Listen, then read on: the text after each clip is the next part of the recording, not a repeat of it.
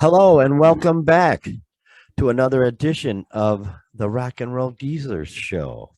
I again am your host, as always, Murph, and with me is a man with a plan. And you gotta bet you can hedge on his musical knowledge. It took me all day to figure that one out. Yeah, all Doc. right. Yeah, Doc Vox okay. in the house. How you doing, Doc? Doing very, very well, Murph. Doing Excellent. splendidly. Excellent, man. Ready to talk about some rock and roll. That's what we do. Good deal, brother. Let's get right into it. What's in the news Yeah, this let's week? do that before we get into the meat of the show. As all you YouTubers in the future will be watching, we like to keep up a little bit with the current events for our subscribers. Sure. So a couple of news items out of the world of rock and roll that kind of caught my eye. I'd like to share with everybody.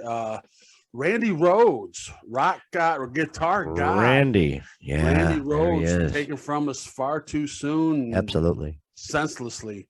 And that'll be a whole nother show. But they're doing a documentary, or they have done a documentary. It's coming out very soon, or perhaps even as we speak, very, very soon. Cool. And it focuses on the rivalry that he had with Eddie Van Halen back in the Sunset Strip, back in the late 70s when Randy was with Quiet Riot. And sure. Van Halen was just getting started. And I didn't know about this, but apparently, the two of them had a rivalry. And I'll be darned. If it drove them to become the players that they became, hey, sure did work. Yeah, something worked. I'll be darned. Yeah, Sunset Strip was really hopping back in the 70s. Had a lot of bands, a lot of clubs, and a lot of action. Jeez. Yeah, so I'm looking forward to that one. I did not know about that. That's great. I know. That's great. That's what I'm looking forward to. Absolutely. Other news, other geezer news. One of our favorite geezers, Geezer Butler, legendary bass player with the Black Sabbath, is working on an autobiography. Oh boy! I must say I didn't check, but I don't believe any of the other guys have done one. I believe this is the first one.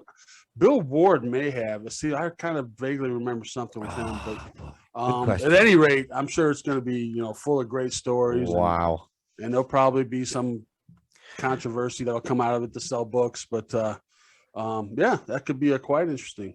Yeah, that boy with their history, I would hope so. There's it's got to be volumes of things to talk about. So good for him. Hope it's a doozy.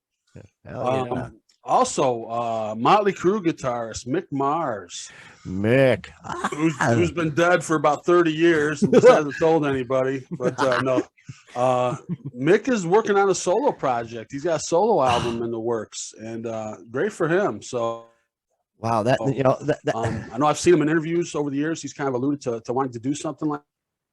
I'm surprised though. Everybody knows his health has been failing for forever. So, I saw him good for him. Good time to do it, and that might be interesting. Well, I saw him like 3 years ago or whatever. It could have been 3 or 4 years ago when they did their first farewell tour when Tommy Lee had that crazy roller coaster thing set up, and boy, he looked dead then.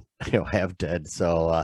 More power to him, he's probably figuring, it's now or never, Yeah, he's got some disease where it hardens the bones. I believe something along those lines where he's real rigid and real, Yeah. So he ain't out there on stage rocking. He's standing still, but boy, that Stratocaster, man, that speaks volumes. Yeah, the fingers are flying. Sure enough. And then finally, in news, Rock and Roll Hall of Fame, a couple months ago, you may remember they put out their nominees for this coming year. Sure. And among them was Dolly Parton. Dolly. And, there was a story at the time where Dolly respectively declined. And to paraphrase her statement, it was along the lines of, "I'm not a rock artist." Sure. She kind of felt like she was taking a spot from somebody, taking votes from somebody else. And Judas Priest. And so she, respectfully declined. And so now, apparently, with the announcements of who's going to be inducted right around the corner, she has gracefully accepted. So I'm sure there's some ruffled feathers and whatnot. And probably insulted Jan Winter or somebody, and So Dolly, she's a class act either way. exactly. I can't. I would complain if it's anybody else, but geez, it's Dolly, and considering everything she's done, her book program. If people don't know about her book program, look into her book program, Dolly's book program. It's amazing what she's doing. No, she's a class act just all the way around. So, one of the great women, and if not in rock and roll, in music history, and our show today, we're going to kind of look at some of the unsung women throughout rock and roll history. Sure. That, haven't received really their time in the limelight for whatever reasons, and haven't maybe received some of the accolades of Janis Joplin or Joan Jett or Patti Smith or Tina Turner or Aretha Franklin or all the other women that we know about. But there were women that didn't get their due, and we're gonna try to give it to them a little bit here, so. Yeah, we started out with a special mention, Doc. Special mention, my favorite. I knew you had to. Yeah, I knew you had to mention them. I had to mention the Shags. That's Shags with 2 G's. Yes. Good riddance, ladies and gentlemen. If you want to see something that'll really blow your mind, and get onto the tube of you, I'm meaning YouTube, and search My Pal Foot. My Pal Foot. Check that song out. That'll tell you all you need to know about my special mention. It's the Shags. Pretty crazy. But getting on with the real their album Philosophy of the World, one of Kurt Cobain's favorite albums, and Zappa was a fan as well, correct? Oh yeah. He had, obviously he was mocking, but he called him the greatest band in the world, so obviously he was mocking that. But they had 3 members playing 4 different keys in 3 different beats, and one guitarist tuned mistuned up, and one guitarist mistuned down. It's the greatest thing ever. It really is a genius. Must be checked out. All right, but we'll get on to the real stuff here. My first sweetheart, I love her so, and that would be Ruby Starr, born in 1949 as Constance Henrietta Mirzak, and she started out young. I wonder why she changed her name. Well, I wonder, all them R's and Z's and W's and whatnot and yaks. But she started young singing, started at 9 years old as Connie Little, and got into her teen years, and got to, constantly singing. In 1971, her first LP was Ruby Jones. And she was in the club promoting the album, and in the audience was Jim Dandy Mangrum from Black Oak, Arkansas, who really dug her, and I'm not surprised, and asked her to join the band. So she joined the band, and that's where you got your Go Jim Dandy, her biggest hit, where she got the most exposure was that with Jim Dandy. And after a few years of touring with them, she went on her own and started a band called Grey Ghost, put out an album called Grey Ghost, and that's the era where I saw her. And boy, she was just great. What a rock and roller she was. Gee, many creepers. 76, she put out Scene Stealer. 77, Smoky Places. She was opening for Black Oak, Arkansas, Black Sabbath. She opened for Black Sabbath, for crying out loud. That had to be bizarre. Edgar Winter, Blackfoot, a lot of really great bands. In the 80s, she went on to form Gray Star, put out an album, Gray Star, and in 83, she put out Telephone Sex, an album that was. Late 80s, she started Con Henrietta, so she was constantly moving and just couldn't get settled, really didn't get settled into one situation that could really have sent her off, Early 90s, she moved to Las Vegas, so she got tired of the constant, touring and whatnot. Played the Riviera, the Stardust. She opened for Kansas, Fabulous T-Birds, April Wine, and all them. And sadly, in probably the mid 90s, she found out she had lung cancer and a brain tumor, both. So she went back to Toledo, Ohio, with family, and passed away. Lived out her days. Yeah. Passed away at only 45 years old, for crying out loud. Oh wow! Jiminy creepers. That's pretty crazy. Yeah. So I actually saw her I saw her. Really? Yeah, in the late 80s. Oh. And I think she was kind of like based out of Wisconsin at that point. Yes, maybe? yes, up by Milwaukee. Yes. Okay, and I saw her in Michigan. We were up visiting relatives, and it was just stopped at a bar and saw the band, and it was her, and it was pretty cool. Yeah, great show. Yeah. Yeah, she was a rocking gal, and what a shame. Could have done an awful lot more, but it is what it is. Geez. Right. Rest in peace. So what do you got coming our way? All right, and for my first pick, we're going back prior to rock and roll. The music that influenced rock and roll. Before rock and roll in the 50s, the music that mainly influences obviously blues and rockabilly and country, Sure. but it was also jazz and gospel. And the main influence from the world of gospel was Sister Rosetta Tharpe. Oh yeah, absolutely. Yeah, Sister Rosetta Tharpe played guitar like nobody's business. She could sing like an angel. She was the biggest gospel star in the world for sure, and a big star just in general popular culture. Gospel was a much bigger genre back then than it is now. Sure. But she came up, early, born in 1915, migrated to Chicago, like a lot of African Americans did at the time, and kind of had that cultural influence of what was going on in Chicago. Went out to seek her fame and fortune in New York. Started doing some kind of racy stuff. She ended up having to be under contract, which I'm sure they were just ready to take advantage of her. And so she was playing the Harlem jazz scene, right? Yeah, she was doing places like the Cotton Club and places like that. Okay. And so, which is far from gospel, but sure. once she got out of her contract, she did played through her contract and then went back to gospel. And throughout the 40s, had a series of hits and was a huge star. In 51, she got remarried for the third time.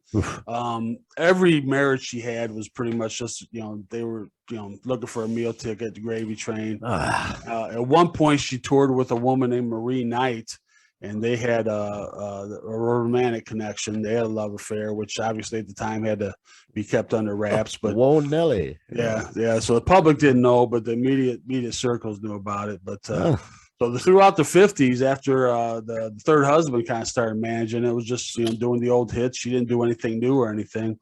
Right. And then in the 60s, enjoyed a rebirth, a resurgence across the pond in England, like a lot of African American blues artists and gospel, and Europe, really everywhere in Europe, but in particular in England. And there's a video where she's playing. It looks like a train station or something in Manchester. Deserted train station. Yes. Yeah, in Manchester, England, in 1964, and there's a huge crowd, and they're all just loving her. And among those in attendance, it was Eric Clapton, Keith Richards, and Jeff Beck, who come to see Sister Rosetta play. I mean, I'm sure they weren't into gospel music, enough to go see her. I mean, they saw her play. They just wanted to see her play. Yeah, I mean, she was, she was the main influence on Chuck Berry. I mean, if you watch her play, and it's been documented, Chuck Berry influenced everybody else. So absolutely, from her. She was Johnny Cash's favorite vocalist of all time. I mean, this woman is a major star and a major influence on rock and roll that people should know about. So she eventually got inducted in the Rock and Roll Hall of Fame just a couple of years ago, 2018, and long overdue. So absolutely, my little story here did not do her justice. Please look further into her, but absolutely, Sister Rosetta Tharpe. Excellent, good pick, Doc. Coming my way would be the group Fanny, all-girl 4-piece, really a great rock and roll band of the 70s. Formed by two sisters, moved here from the Philippines in 61, Jean and June Millington, and they were just a really hard rock and amazing band for back in the day, which was basically totally male dominated. And put out an album, Charity Ball 71, Fanny Hill 72, Mother's Pride 73, Rock and Roll Survivor 74. But their big hits is Charity Ball. Charity Ball was the big one. That's the one that most people would remember them by, although they did a cover of "Ain't That Peculiar," which is and "Hey Bulldog" by the Beatles, Right. which is really, really good rock and roll stuff. And I think June quit around 74 and was replaced by Patty Quattro. You may remember that name, Patty Quattro. Absolutely, yeah. That is Susie Quattro's sister, who Patty Quattro's guitarist. Obviously, Susie Quattro was Leather Tuscadero, if I'm not mistaken, if I recall that correctly. Good old happy days. Yeah. But this band is so great in hard rock, and you know, they've influenced the Go-Go's, the Bangles, the Runaways. Yeah, they were the first. Sure. They actually worked. Barbara Streisand put out an album called Barbara Jones Streisand, and they worked that session. That was them on that session. You know, they've opened for Slade, Jethro Tull, Humble Pie. And for those who are more interested, of course, I'm always sending you to YouTube, but there's a great session they did, I believe, over in England on YouTube. I can't remember the name of the it might have been the Beat Club, but there's a rich blue background. So if you go to YouTube and look for the videos that have that really deep blue background, you'll see some really, really great great music, and you realize these gals were really something. And again, yeah, I think they just got swallowed up by the male dominated music world back in the 70s. I can imagine it must have been a tough time. So yeah, no, they can for sure play. Yeah, check them out though, Fanny. You'll really be impressed if you're a rock star, music star. All right. Yeah, good one to bring to people's attention. Mm-hmm. For my next one, we're going back to the late 70s, early 80s, which was a very crazy time for those of us who lived through it. In music, punk rock was starting to take hold and starting to morph into new wave and shock rock. And there were bands out there that were just looking to shock and scare and drive parents out of their minds. Sure. And one of the big ones was the Plasmatics, and they were fronted by a young lady, Wendy O Williams. Wendy O, there she is. I hope I say Wendy O Williams. You're not thinking of the goofy talk show lady. No, this is Wendy O Williams. WOW, wow. And that is, yes, wow for Wendy. Oh boy.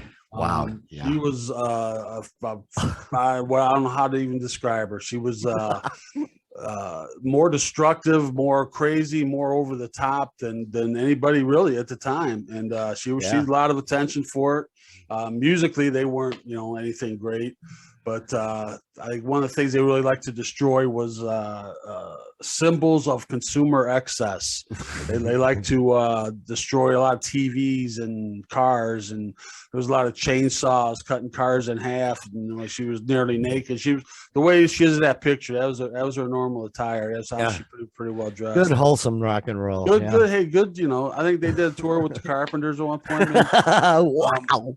No. But at one point there was a gig they did in Milwaukee, and she was arrested on obscenity charges, and then of course there's a melee is going to ensue, of course. And she's getting frisked by the cops, and they're getting a little handsy and whatnot, I guess, and she didn't care for it too much, and turned around and clocked the cop, and next thing you know, she's getting the crap knocked out of her, and broken nose and black eye and the whole thing. So I know she sued him. I don't think anything ever came of it, but she had her moment. She was on a lot of talk shows at the time, kind of, she's on Joan Rivers. I remember seeing her on Tom Snyder. I remember being like 16 and staying up and watching late night TV, and Tom Snyder used to have a lot of punk acts on, and she came on and blew up something, or I can't remember, and I was just like, oh my gosh. So yeah, Wendy O Williams, a figure, if nothing else, just to show that women can be as wild and crazy, and even more so. She was over the top, even more so than anybody prior to her, really. Here. So Wendy O Williams. Good call. Okay, I'm taking you way back too into the 60s. My pick is Carol K. Smith, better known as Carol K. Amazing.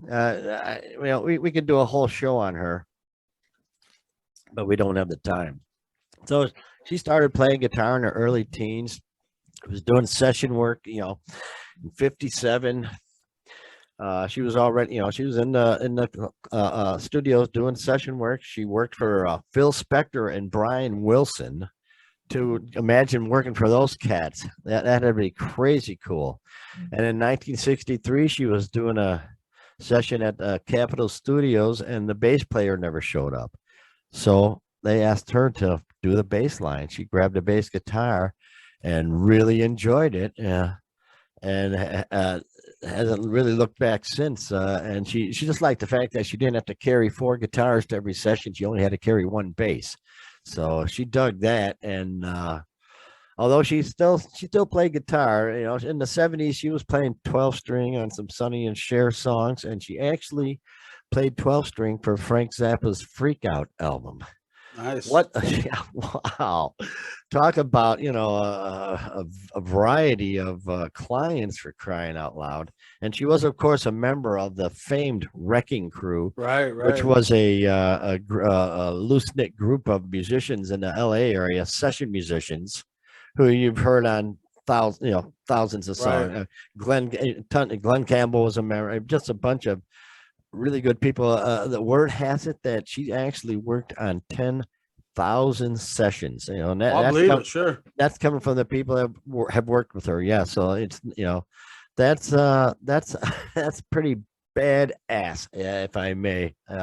10,000 sessions, and she just broke all the barriers. And you've heard her on tons of songs. I mean, she's played for Sinatra, Simon and Garfunkel's, I got a list here: Stevie Wonder, Streisand, Supremes, Temptations, Four Tops, Monkees, OJ's, Ike and Tina, Quincy Jones, Beach Boys, J.J. Cale, Joe Cocker, Ray Charles, Richie Valens, Righteous Brothers, Herb Alpert, and the list goes on and on. Oh, back to Richie Valens. Wow, yeah. 10,000 sessions. Right, yeah. Right, 10,000 sessions. Wow. That's really quite an amazing thing. So I'm telling you, a very, very impressive resume. And Carol Kay, you may not know the name, but boy, oh boy, you've heard her thousands of times. Yeah, so that's my pick. Thank you very much. What do you got? All right, my last one is going back to the beginnings of rock and roll with the Queen of Rockabilly, Wanda Jackson. Wanda Jackson. Ooh, Jackson. Boy.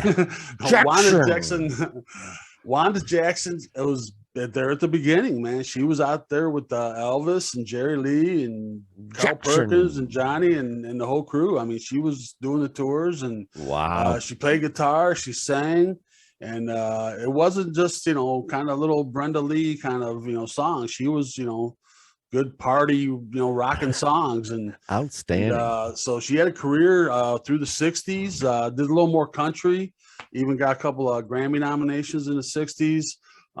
Through the 70s, even she got into some gospel. Then back in the 80s, they got back into rock and roll, started gaining some recognition through the 90s and early 2000s. I mean, she's still around. Early 2000s. Now she's got Elvis Costello wanting to work with her. She's got Jack White wanting to work with her. Crazy. And all these great artists are starting to recognize her. And she toured and made records. Well, she made records past them, but she toured up until 2019. So what? 81 years old, and do the math. What's that? 60 some odd years of touring. Oh. And I saw an interview with her. She just is delightful and humble and as down to earth as can be, and definitely a rocking woman. And I'll be darned. She is in the Rock and Roll Hall of Fame. She made it, I believe, 2009. So she has received some recognition, but somebody that not many people know about. But exactly, I didn't know. Well, yeah. She's unbelievable. Yeah, well, that was a great one. That's a great pick. Thanks a lot, Doc. Another great selection here. I've been doing that for a few shows now, so it's a good thing. And thank you all for stopping by, checking things out. We sure appreciate it. We hope you'll subscribe. At the end of the video, you'll have a Mr. Natural button you can hit, and you can subscribe, and we would appreciate that. That'd be very cool. Doc, as always, man, thanks again, and looking forward to the next show, eh? Absolutely. And next show, the Rock and Roll Hall of Fame inductees will be announced. Yes. And I'm sure we'll touch on that quite a bit. Yeah. Oh boy. If you have any women that you think would should receive some more notoriety, we'd love to see it in the comments. We'd love to see it in the comments. So again, hey, have a great rock and roll filled week, and we'll see you next time. Thanks a lot, everybody. Bye-bye.